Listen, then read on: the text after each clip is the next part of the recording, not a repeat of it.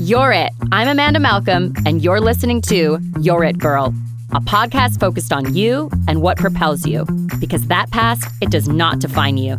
Your time is now, and you're it, girl.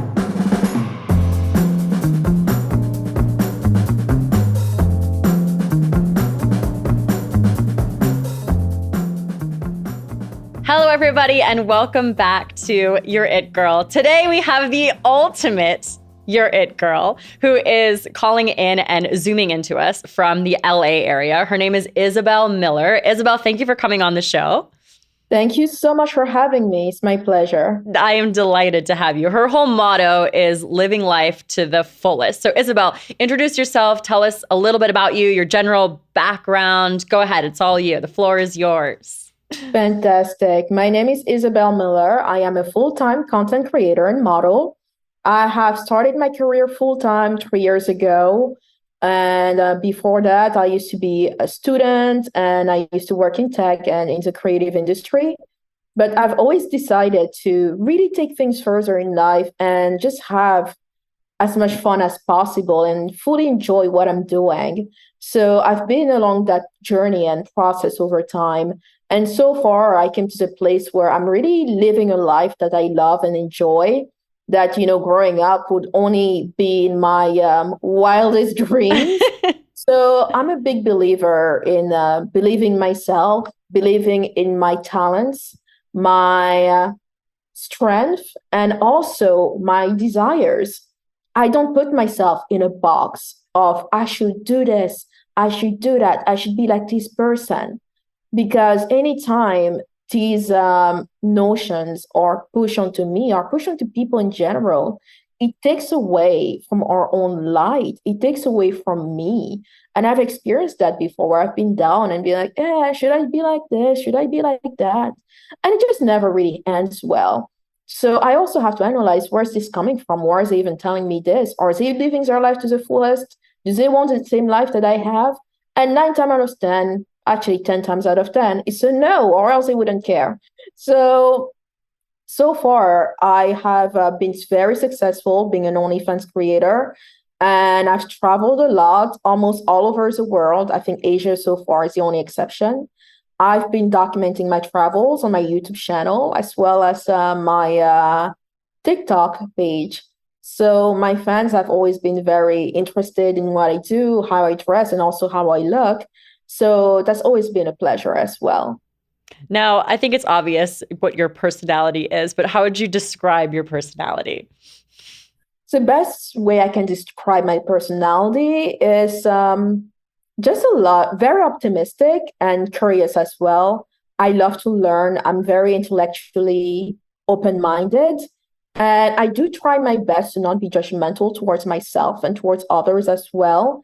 And even though I will not understand everything in life, I don't think it's my place to necessarily cast a shadow or judgment on things and events and people I don't fully understand. But otherwise, yeah, I just like to have fun. I like to discover new things and just immerse myself in things I love. Now, with where your career is right now, you said I didn't know this when we had our first conversation on FaceTime just a few weeks ago. So 3 years. So how did you build this? I started out posting on Twitter some really nice photos and lingerie sets. And it just blew up from there because sometimes I'll buy some really nice lingerie for just to take pictures and etc. And I'm like, why don't I just take my selfie? And my back when selfie sticks were more popular. Everyone had a selfie stick. Exactly, especially since I have short arms, I want as much advantage as possible. And I would just film, these selfie videos of myself. And people just started loving it. And I was like, you know what? This is fun. Let me keep doing that and being into this whole content creation thing. And back then, I used to have a friend who was a photographer who helped me with my photos. And he decided that, hey, monetize our content, go on OnlyFans and see what happens. So I did that for a bit. It started out very well, but I didn't fully understand the landscape, the business side, the system and everything. And I was by myself. So sometimes it's a bit hard to manage and respond to people on time. So I kind of like let it die down a bit. It was kind of like in the background of my life and not the forefront at that time. And when the pandemic hit, I started to notice that OnlyFans was blowing up more than ever. And Everyone was because I home. was home Yeah. and not, I had a lot of time and I kept having a lot of demand for me to like come back on OnlyFans and start posting more often. So I created a new account and applied a lot of what I've learned about OnlyFans, the business side, the content creation side on it. And I started promoting myself not only on Twitter, but also on Instagram. And from there, Instagram started blowing up and everything. And I started getting other models and content creators to collaborate with me. And from there, it's been a roll. What do you most enjoy about what you do? I can tell you're very passionate about it. What do you most enjoy? What I enjoy the most about what I do is the creative process and the strategy behind it. I love thinking of ideas. I love thinking of what am I gonna do next? What am I gonna post? Because I don't want to be put in a box. I don't want to be redundant. And I don't want to feel like I'm only posting things to go viral or just posting things for an agenda. So I like to be as creative as possible and really immerse myself in something that I love and have a lot of flexibility in. And what's the most challenging or what do you least enjoy about it? This is a full-time job. It's a full-time job. It is. I think a lot of it is like, I think first of all, is the catfishes. I despise these Oh, people gosh. who just steal my content, almost steal my They identity. steal your content? Oh yeah, people steal my photos, steal my videos. And actually, that was one of the things that used to hold me back a bit as when I just started. It's like, you know what? I'm very uncomfortable with these people just using my pictures, using my videos, and pretending to be me, just posting me just anywhere there's a sun where, hey, that's not me. And it's not actually the haters or, the trolls that bother me that much because those are so easy to get rid of. But it's mostly like, the deception behind it, people who feel entitled to your identity, your work, and everything. That's very, annoying. But thankfully, there's a way to deal with it. And I've been better over time to, hire companies that, you know, kiss those guys goodbye. Mm-hmm. But otherwise, it's also reconciling the creative aspect and it's a business aspect. How do you handle that piece of it besides, I mean, from a mental emotional perspective, one, the haters, and then two, those that are stealing your work. How do you stay positive about those different subsets of people? Because surely at some point, I've talked to many people that have some sort of level of develop some sort of level of fame, right? And sometimes it's really hard, the commentary or seeing your work somewhere that someone has taken and it's not you and they're representing it as if it is you. How do you handle those things and then stay positive about it? I think fundamentally speaking, it's part of the work. All professions have upsides and downsides, and I accept these as downsides of the profession.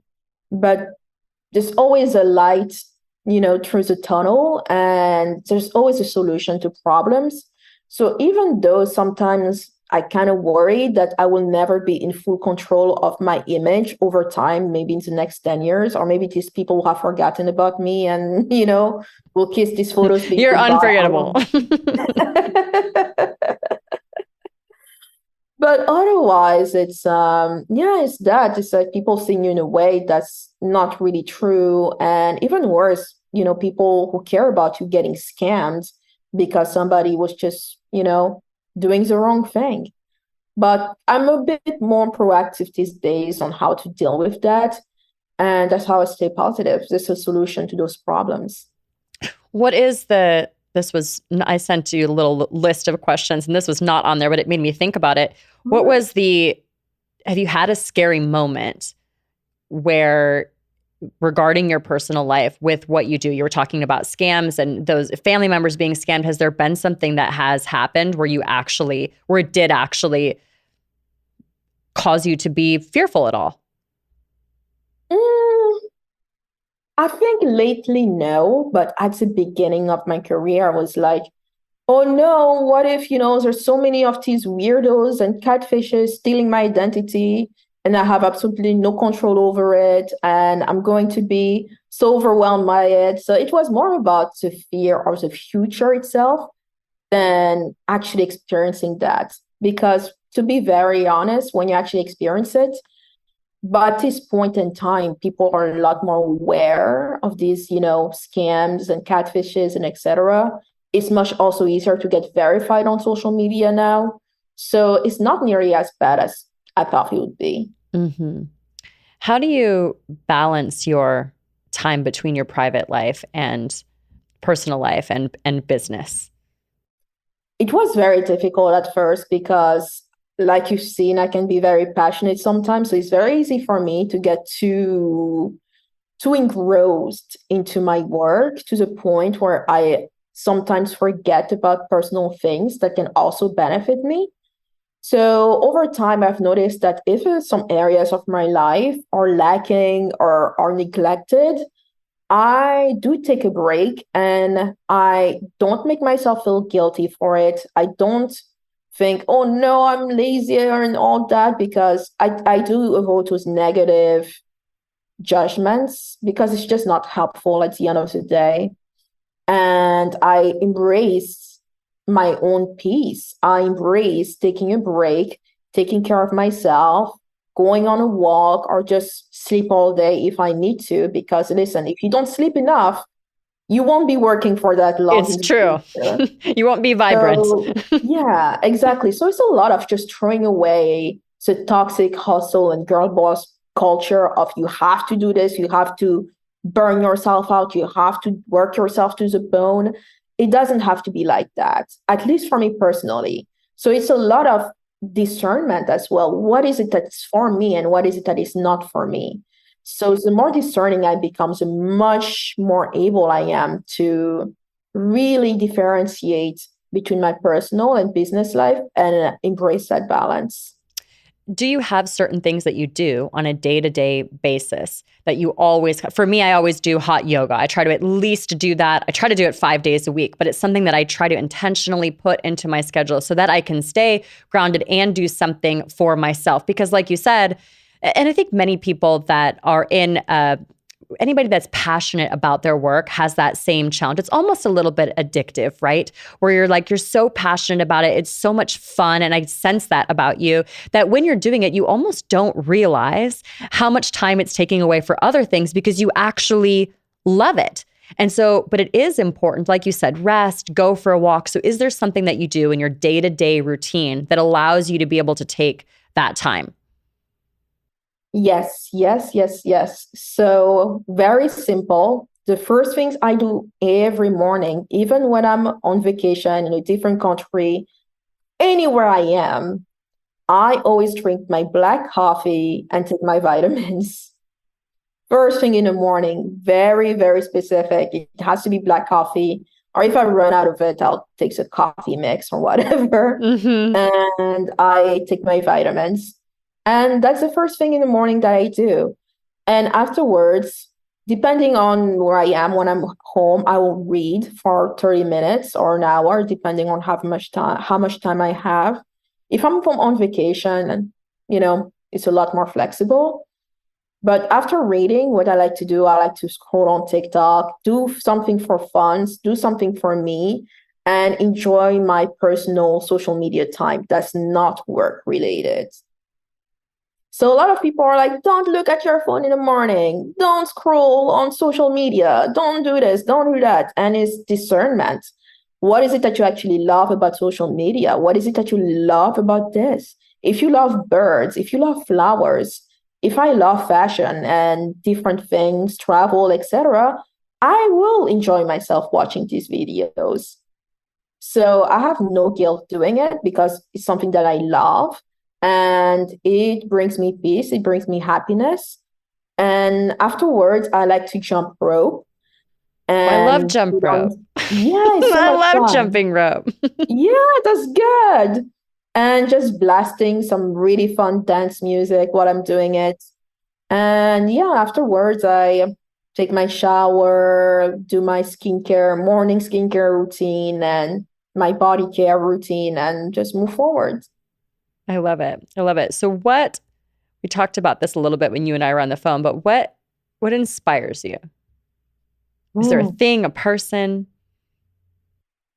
Honestly, a lot of times it's almost like what doesn't inspire me. Oh, I love that. I find inspiration in so many different things.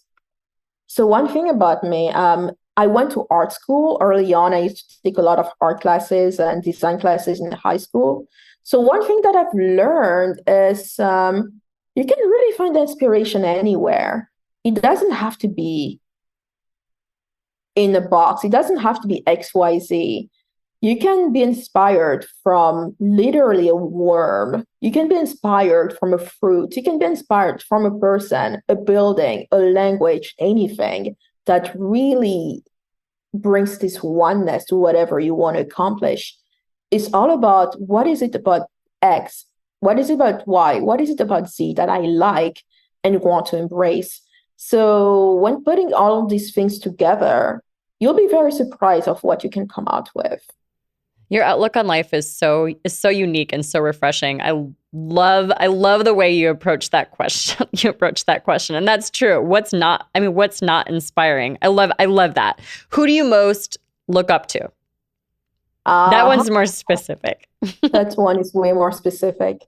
If I had to choose a celebrity that I look up to a lot, it will be Naomi Campbell, because she just broke down so many barriers and just really maintained in the fashion industry, which is a very difficult industry to not only get into, but stay in. And she's just been this timeless beauty over time and aged so gracefully. And also she's very outspoken and she's not perfect. She doesn't necessarily pretend to be perfect either. A lot of people will have bad things to say about her. Maybe rightfully so, depending on what their experience with her or not. But the whole point is, that's not the point. The point is, it doesn't take away from her accomplishments and her essence as who she became. So I love how unapologetic she is about herself and how authentic she is about herself. And also that she's outspoken for future designers of all kind of backgrounds, especially African backgrounds, to come onto the fashion scene. So she's also bringing a sense of freshness and diversity and difference that make fashion even better today. Are there any events in your life that are responsible, do you think, for bringing you to where you are today, or have made you the woman that you have become? And still evolving into, of course. Very good question. I don't have any quote unquote single events or multiple events to specifically point out to, because it's just been developing over time. But I will say overall in my childhood, I was very engrossed into different things. I love to spend time by myself reading magazines. My father would always buy me tons of magazines and books and etc. And I just loved it. I used to love bookstores and everything. So I learned so much from it that it's just something that I just kept going over time because I love it. And besides even the magazines and the books, when I would watch TV, I would love to watch documentaries from other countries, other languages and all that, and just imagine myself there. So I was always an explorer, even though I'm just, a 5-year-old in my balcony or bedroom or whatever. I always had fun and thought beyond the confine of where I was. And you mentioned when we first started talking that I guess my question actually is, when you were young, what did you want to be? Because when we first started talking, you said I'm living the life of my dreams, or something that I would have never imagined that I would be in this moment. And I'm so happy and inspired every single day. So when you were young, what did you want to be? Did you imagine yourself in this space as you were flipping through those magazines and thinking about your future life and exploring? Interestingly enough, when I was that young, I didn't think of a specific profession Uh-huh. because I was like, I felt like interestingly enough, I always felt like the list of jobs that people tell you to do at school was always so limited. It is People tell limited. you be a doctor, be an architect, be a fireman, a policeman, or a teacher. And I was like, is that it? So there was always a sense of, is that it really? And over time, when I came into my teenage years, I was always kind of like engrossed into different creative fields. I had illustration, industrial design, interaction design, painting, etc., etc. So by the time I was a teenager, I knew I wanted to do something artistic, something creative, as well as interior design, architecture, and etc. And it was difficult for me to choose because I think all of these professions are great. What am I supposed to do? So I did opt for industrial design, and over time came into interaction, UX, UI design that really blew up like 10 years ago. I did that for a bit, but still was like, still not enough. And funny enough, now I'm doing great because back then when I was a kid, when I was even as a teenager, becoming a full-time content creator wasn't really a thing. It wasn't a job. It It wasn't on wasn't the a list. It job. wasn't on the list of jobs that were an option for us. Exactly. So it's like, you know what? I went beyond the list. And that's what makes me even happier because I went actually beyond the confines of what was there. What are your ultimate goals in the next, let's say, short-term year and then long-term? What are your goals? Where do you see Okay, yourself going? by short-term year goals, do you mean anywhere below 5 years or above 5 years? Let's do below first. I'm just curious overall. Um, I think my short-term goals right now is to expand on a different area of my creative life and professional life as well that I can sustain more in the long term. So right now I'm really diving deep into the beauty, wellness, and skincare industry because I really want to expand, and I don't want to use the word explode, but maybe I'll use the word explode really into that scene to really get more out of it and get more flexibility and more passion around it that really just adds more play and pleasure and fascination into my life as well as the people that I'm helping, inspiring, and whose life I'm making better. So I just want more of a win-win overall for life in general. What's your favorite go-to beauty product? I have to know what it is. Uh, Wellness beauty product. What is it? it depends. You mean skincare, makeup, Yes, hair? that's your go-to skin product right now. Oh, so right now I am very, very into Biologique Recherche. It is a very famous, or depending on who you ask, how famous it is, skincare brand from France. And I just love their process. It's very intentional. It's very actually useful and it works. What So do you it use it feels like for? I use it for my skin. So they have all kind of products. One of their most popular product is a Max Vivant, which is a mask made out of a yeast. So some people find it weird and stinky, whatever. But it is very good for your skin. You leave it on for 20 minutes and it just makes you glow and makes your skin so much nicer.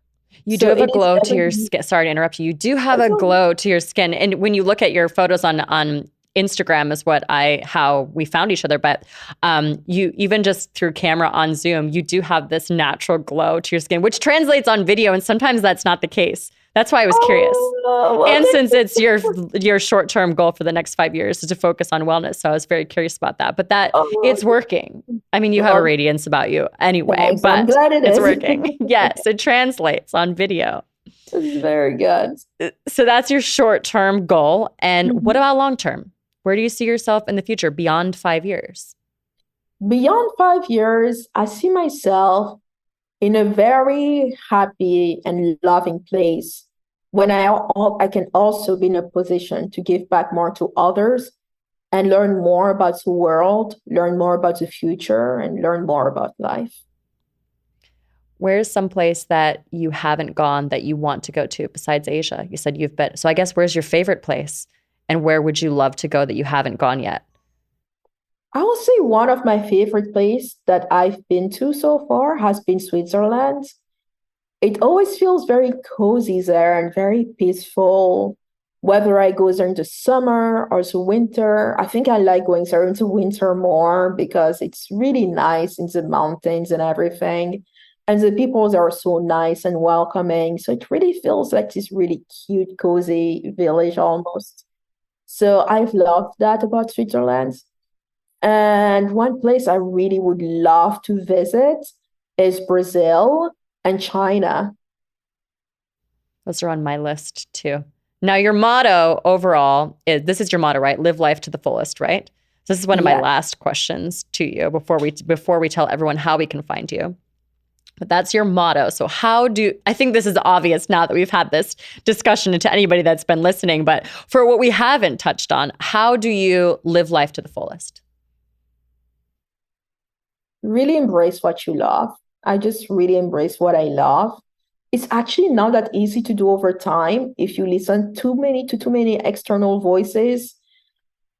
So really tuning in inward and discovering what you truly love. I think that's the best way to do it. And not be afraid of what people think of you, what is cool, what is not cool, whether you're fitting in, whether you're not fitting in. And it's like sometimes you just don't have control over these variables. And it takes away from the fun. So, you know what? One thing that Richard Branson says, and he has a book about it, it says, screw it, let's do it. And I screw it, let's do it. I love it. Let's just do it. Screw it, let's do it. That makes perfect sense too. To live life to the fullest, do what you love. If you're doing what you love, even how you related your comment about social media, and that's I think a lot of us that are in the professional world now, we do hear that often enough where it's like, every morning, the first thing you shouldn't do is go on social, and then we're all trying to concentrate on not doing that. But the way that you said it was so obvious and so beautiful. Well, I love doing that, and that actually makes me feel at peace. So why would I remove that thing from my routine if that is something that I'm doing that I actually do love? It's not my obsession that's taking me away from being who I am, but it's in fact the thing that I love to do. So that is helping me to live my life to the fullest. So I should do that. There's probably some other things I shouldn't do, but that's something that I should continue to do because it makes me happy. Exactly. Sometimes it's really that simple, but not always easy. And one thing that really connected with me one time that really made me further embrace it was transcendental meditation. I had my instructor, the one who gave me my mantra, tell me, hey, don't force it. Just don't force it. And sometimes it's like, that's it. That's it. That's it. So how do we find you? There's multiple ways we can find you, I know. And after the episode, at the end, at the bottom, I'll put all these links on there so that way all of you that are listening or watching can find Isabelle easily. But tell us how we can find you. So the best way to find me, first of all, would be to go on Instagram. It's going to be Isabelle Miller X. On YouTube, it's going to be Isabelle Miller. And on TikTok, it's going to be It's Isabelle Miller. I love it. I'll get all of those links from you. Is there anything that you wanted to say to any of the listeners that you feel like you haven't said yet, a question that I didn't ask or touch on? And we always get off on fun little tangents. So anything that you would like to say before we sign off? I will say, believe in yourself at 100%. It never hurts. I love it. Well, thank you, Isabelle. Thank you for coming on and sharing all your little nuggets and a little bit about you. I am delighted to be connected with you. And thank you for coming on the podcast today. I truly, truly appreciate it, all the way from LA. Thank you so much for everything. It was a pleasure being here. And I wish everybody a wonderful day or evening, wherever you are. Wherever you are. Thank you, everybody. That is You're It Girl.